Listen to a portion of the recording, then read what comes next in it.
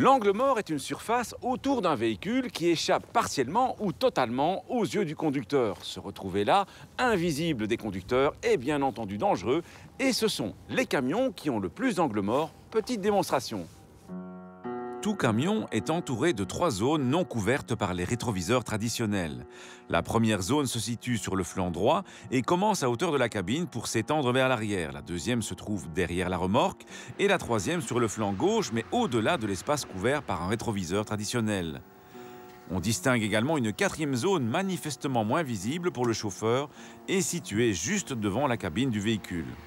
Au vu de la position de ces angles morts, il y a 4 manœuvres typiques des poids lourds susceptibles d'entraîner un accident. Le virage à droite, le virage à gauche, le dépassement et la marche arrière. Un camionneur qui manœuvre doit donc faire en sorte de bien annoncer ses intentions, de manœuvrer sans brusquerie et de diminuer l'importance des angles morts en regardant bien dans les nombreux rétroviseurs mis à sa disposition pour aller chercher les informations manquantes. Quant aux autres usagers, surtout les piétons et les 2 roues, ils doivent éviter autant que faire se peut d'aller se placer dans ces fameux angles morts. Et sinon, ils doivent essayer d'accrocher le regard du camionneur.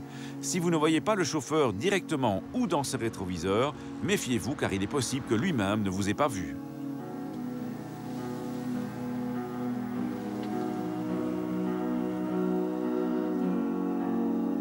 Mais il n'y a pas que les camions qui ont des angles morts, en fait tous les véhicules en ont, y compris votre automobile. Voyons par exemple avec une voiture ce qui disparaît à la vue du conducteur à cause des montants situés à l'avant. À une dizaine de mètres, une zone de plus d'1 mètre de large est absolument invisible pour le conducteur. C'est bien assez pour dissimuler un piéton par exemple.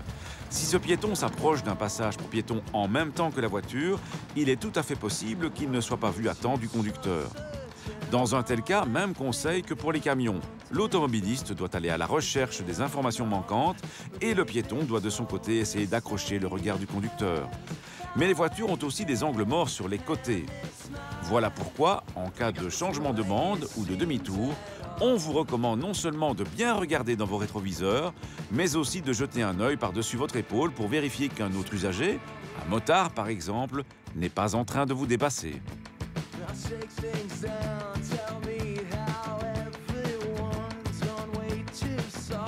Que retenir? Que chaque usager, quel que soit le côté du volant où il se trouve, doit être particulièrement attentif à ce problème des angles morts. Et comme ce problème grandit avec la taille des véhicules, eh bien c'est en présence de camions et d'autocars qu'il faut faire le plus attention.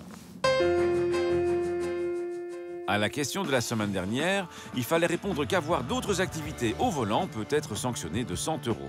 À gagner cette semaine un trolley de voyage. La question, un angle mort est la place avant droite dans une voiture, l'angle d'un pare-choc ou une zone de visibilité mauvaise ou nulle autour d'un véhicule.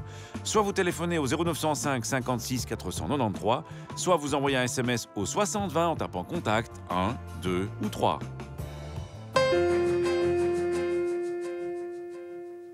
Il ne faut pas confondre une traversée pour cyclistes et une piste cyclable qui traverse un carrefour.